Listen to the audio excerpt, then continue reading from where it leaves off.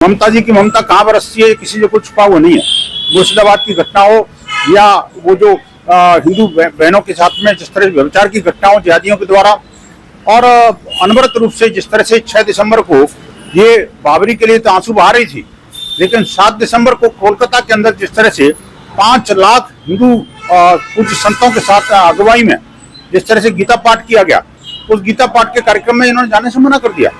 कमाल की बात है।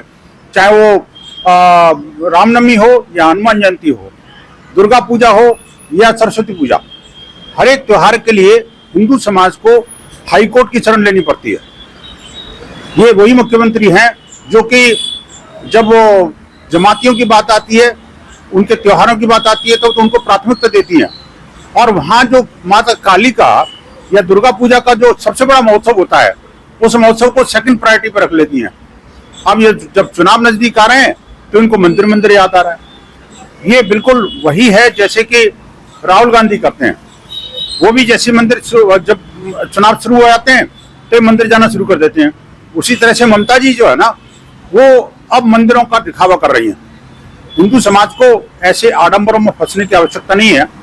मैं कहता हूँ आप आइए, लेकिन निष्ठा और विश्वास के साथ में हिंदुओं की चिंता भी करिए।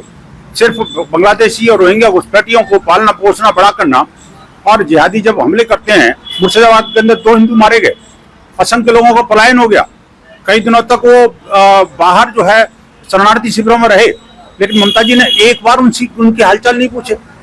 उल्टे वो जो जिहादियों के जलसे में जरूर शामिल हुई, वहां जाकर के उनके वक्फ बोर्ड के लिए इतनी सारे चिल्लाती हैं, लेकिन हिंदुओं के मंदिर जब तोड़े जाते हैं, हिंदुओं के जब घर जलाए जाते हैं, बांग्लादेश में जो कुछ हो रहा है, बंगाली संस्कृति को नष्ट किया जा रहा है, उसमें नहीं बोलती ममता जी।